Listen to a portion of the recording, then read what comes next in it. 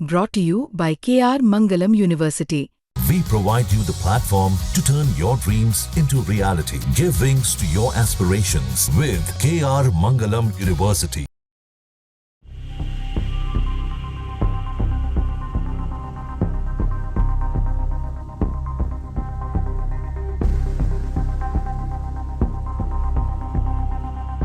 पहले मैं आपको आज सुबह श्रीनगर की तस्वीर दिखाना चाहता हूं। मेरा कैमरामैन आपको पूरा श्रीनगर शहर दिखाएगा।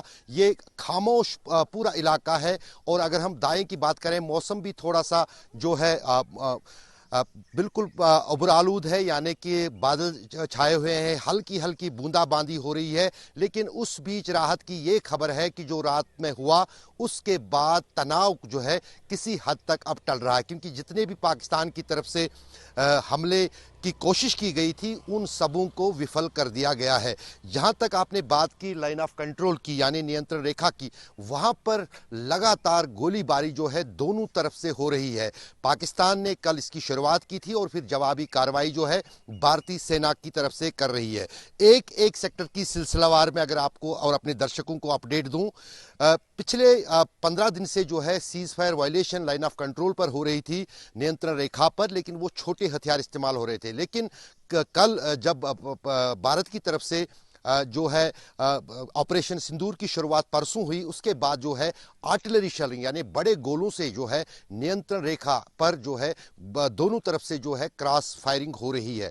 अब आप हमारे दर्शकों को समझाना जरूरी है कि मॉर्टर शेल्स क्या होते हैं। ये तोपें होती हैं जो हमेशा तैनात रहती है सीमा पर, खासतौर से नियंत्रण रेखा पर, और इनका कैलिबर जो होता है ये मिलिट्री टारगेट से ज़्यादा सिविलियन टारगेट्स को नुकसान पहुंचाती है। वही हमने बीती रात में देखा, जिस अंदाज से पाकिस्तान ने ड्रोन्स और मिसाइल्स के साथ साथ पूरे लाइन ऑफ कंट्रोल पर गोलीबारी शुरू की थी, उसमें कुछ घरों को नुकसान पहुंचा है। खासतौर से अगर हम कुपवारा ज़िले की बात करें, टंगडार एक सेक्टर है जहां पर भीषण गोलाबारी दोनों तरफ से हुई, पाकिस्तान को भी नुकसान पहुंचा, पाकिस्तानी ठिकाने भी तबाह हुए और रिहायशी घर जो हैं आम लोगों के, उनको भी नुकसान पहुंचा। उसके बाद अगर थोड़ा सा आगे बढ़ेंगे तो बारामूला जिले के उड़ी में जो है जबरदस्त गोलाबारी रात भर होती रही। जो आप धमाकों की बात कह रहे थे, वो धमाकों की आवाज उसी गोलाबारी की है। कुछ आवाजें जो है भारत की तरफ से जो गोले पाकिस्तानी आर्मी के पोस्टर्स पर दागे जा रहे हैं,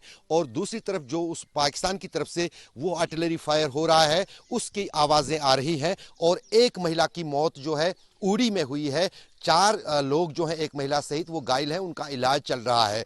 तीसरी बात जो है उसकी से आगे फिर रजौरी, पुंछ, नौशेरा, अखनूर, वहां पर बहुत ज्यादा जो है दोनों तरफ से गोलाबारी हुई है रात भर और अभी भी हो रही है। और लेकिन आज शुक्रवार है, जो आपने शुरू में कहा, शुक्रवार के चलते अब माना जा रहा है कि शायद शुक्रवार का जो है उसको जहन में रखते हुए जो है थोड़ा सा जो है तनाव आज दिन के दौरान फिलहाल टल सकता है, क्योंकि जहां एक तरफ भारत में बैठकों का और समीक्षा का दौर अभी से शुरू हो जाएगा, उसी तरह पाकिस्तान भी अपनी चिंताएं जो उनके पास हैं, उनकी जो परेशानियां हैं, उनको कोशिश कर रहे हैं। इस वक्त पाकिस्तान की तरफ से लगातार कोशिश यही है कि कोई देश आ जाए, अमेरिका खासतौर से, और वो जो है बीच का रास्ता कुछ निकाले ताकि ये जंग जो है, जो भारत की तरफ से एक्शन है, वो टल जाए। लेकिन कोशिशें जो है इसमें लीड अमेरिका की तरफ से ली जा रही थी, लेकिन जो वाइस प्रेसिडेंट है अमेरिका के, उनका कहना है कि फिलहाल वो मध्यस्थता नहीं करेंगे, क्योंकि उन्होंने कहा था दोनों देशों से, भारत और पाकिस्तान से, कि तो ये अभी तक ये वाली स्थिति है। लेकिन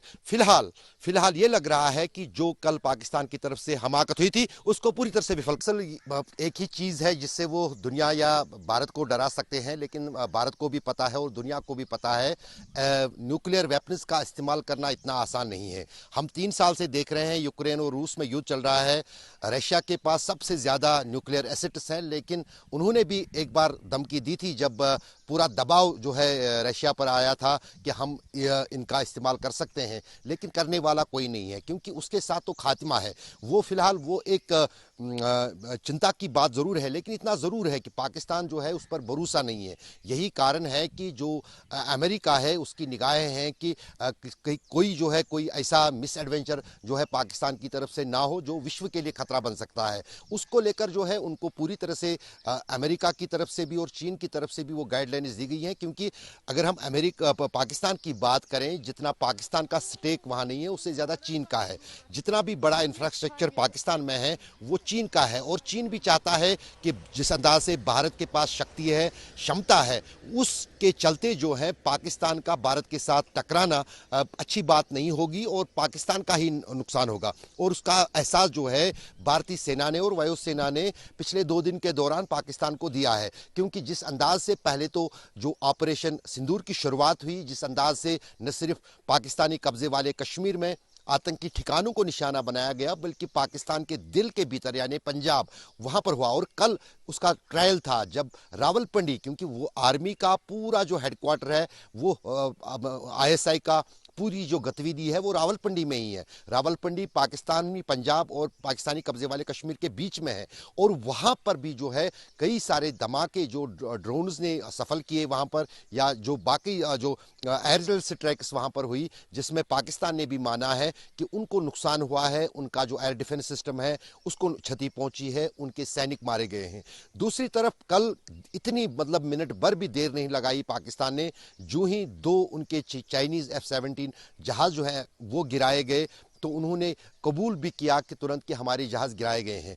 और पाकिस्तान भारत की तरह ये बर्दाश्त नहीं कर सकता है कि अगर उनके 4 या 5 विमान गिर जाएंगे तो उनकी क्षमता ही खत्म हो जाएगी। तो जाहिर है कि एक अपनी जनता को खुश करने के लिए पाकिस्तान की, क्योंकि जिस अंदाज से पाकिस्तानी सेना की फजीयत पाकिस्तान में हुई है, जिस अंदाज से वो पूरी तरह से जो है कहीं ना कहीं अपने अवाम के सामने ही नंगे हो गए हैं, उस बीच पाकिस्तानी सेना को अपनी नाक बचाने के लिए कल वो जो है एक सिंबॉलिक एक अटैक कैरी करना था अलग अलग हिस्सों में, उन्होंने वो किया, जिसको पूरी तरह से विफल जो है वो भारतीय सेना और वायुसेना और ये हमारे एयर डिफेंस सिस्टम S-400 ने किया। और जिस दौर से पाकिस्तान गुजर रहा है, और वहां पर एक तरफ न सिर्फ बलूचिस्तान में पाकिस्तानी सेना के खिलाफ अब तक का मतलब पिछले कई दशकों से वहां पर तनाव चल रहा है, लेकिन अब तक का सबसे बड़ा विरोध चल रहा है वहां पर। पिछले 48 घंटों के दौरान 14 पाकिस्तानी सैनिक 2 अलग अलग IED विस्फोटों में मारे गए हैं। पाकिस्तान में उतनी सेना नहीं है जो बलूचिस्तान के या फिर नॉर्दर्न एरियाज़ के या फिर खैबर पख्तून के हालात को, अंदरूनी हालात को देखे और दूसरी तरफ जो है भारत के साथ युद्ध कर सके, वो परिस्थिति पाकिस्तानी सेना में नहीं है। दूसरी तरफ जो आपने इमरान खान की बात की, आप ये भी देख लीजिए, न सिर्फ इमरान खान के समर्थक पूरी तरह से चाहते हैं कि पाकिस्तान एक्सपोज हो, पाकिस्तानी सेना एक्सपोज हो, उसी तरह जो है खैबर पख्तून के तहरीक तालिबान जो है वो भी पूरी तरह से जो है पाकिस्तानी सेना के खिलाफ खड़े हैं। और तीसरी तरफ सबसे महत्वपूर्ण जो है कि पाकिस्तानी सेना के भीतर जो है वहाँ पर भी जो है दरारें हैं। जो जिस मखोटे को इस्तेमाल सबसे ज़्यादा पाकिस्तानी सेना करती थी धर्म के आड़ को लेकर, उसमें भी फाड़ है। हमने 2 दिन पहले देखा कि जो लाल मस्जिद के इमाम हैं उन्होंने साफ तौर पर यह कह दिया है कि उनके समर्थक और उनके लोग जो हैं वो पाकिस्तानी सेना का साथ नहीं देंगे।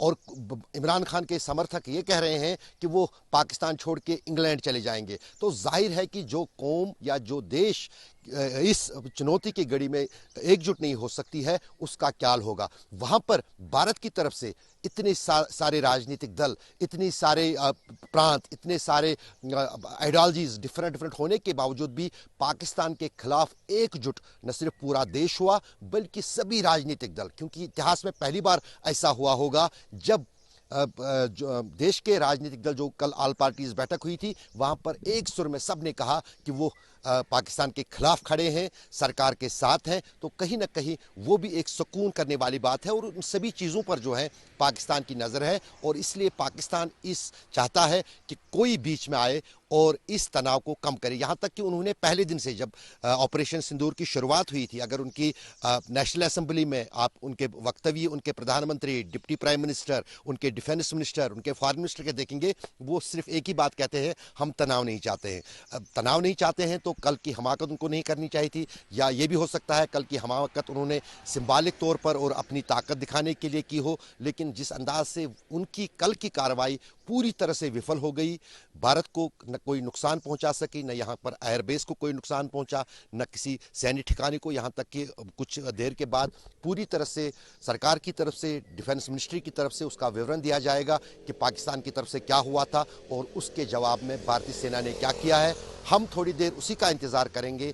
जो सही और सटीक बातें वहां से बाहर आएंगी उन्हीं को अपने दर्शकों तक पहुंचाते हैं।